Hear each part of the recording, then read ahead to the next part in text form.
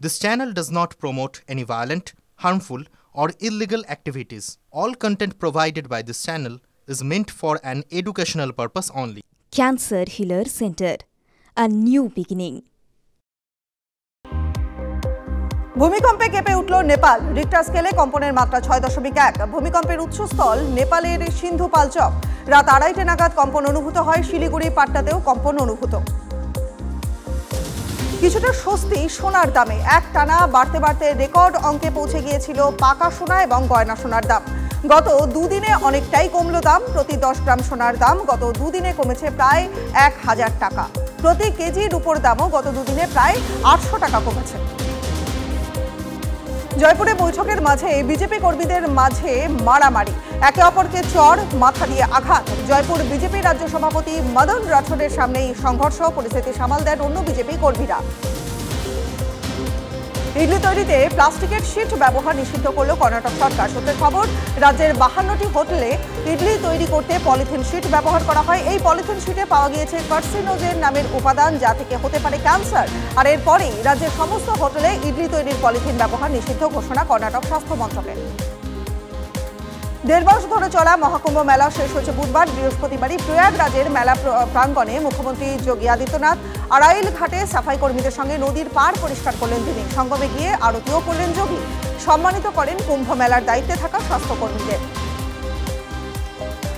জম্মু কাশ্মীরের বান্দিপোরায় তুষার ধস। প্রায় 3 ফুট বরফের নিচে চাপা পড়ল গোটা এলাকা। যদিও হতাহতের কোনো খবর পাওয়া যায়নি।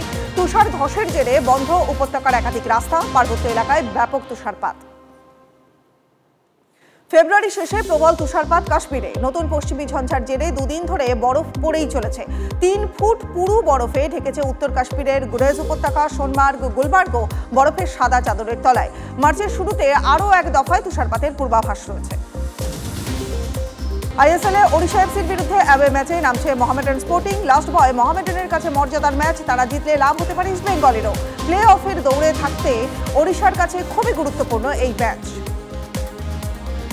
চ্যাম্পিয়ন্স ট্রফিতে আজ আফগানিস্তান বনাম অস্ট্রেলিয়া। গত ওডিআই বিশ্বকাপে ম্যাক্সওয়েলের অনবদ্য ইনিংসে হার বাঁচিয়েছিল অজিরা। আজ আফগানিস্তান জিতলে কার্যত সেমিফাইনালে। অস্ট্রেলিয়া হারলেও কিং সুযোগ থাকবে। শেষ ম্যাচে যদি প্রোটিয়াদের হারায় ইংল্যান্ড, সেক্ষেত্রে অজিরা সেমিতে যেতে পারে। আর এবারে চ্যাম্পিয়ন্স ট্রফির আয়োজক পাকিস্তানের টুর্নামেন্টটা ভালো কাটলো না। গ্রুপ পর্বেই বিদায় নিউজিল্যান্ড এবং ভারতের কাছে পরপর হার পাকিস্তানের। রাওয়ালপিন্ডিতে বৃষ্টির কারণে গ্রুপ পর্বের শেষ ম্যাচও খেলা হয়নি বাবরদের। মিনি বিশ্বকাপে ভরাডুবির পর ক্রিকেট মহলে শোনা যাচ্ছে ক্যাপ্টেন্সি হারাতে পারেন রিজওয়ান।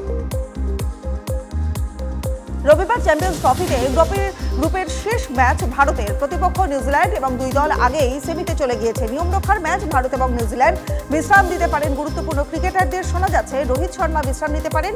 হ্যামস্ট্রিংয়ে চোট পেয়েছেন সামিকেও বিশ্রাম দেওয়া হতে পারে। আইপিএলে বড় খবর, কেভিন পিটারসনকে মেন্টর করল দিল্লি ক্যাপিটালস। একসময় দিল্লির হয়ে আইপিএল খেলেছেন ইংল্যান্ডের প্রাক্তন তারকা। এবার মেন্টর হিসেবে কাজ করবেন দলের সঙ্গে। দিন কয়েক আগে ইংল্যান্ডের বিশ্বকাপ জয়ী কোচ ম্যাথু মডকে সহকারী কোচ হিসেবে নিয়োগ করেছে দিল্লি। কোচিং স্টাফ নিয়ে নিয়োগ করে ফেললেও টিমের ক্যাপ্টেনের নাম ঘোষণা হয়নি।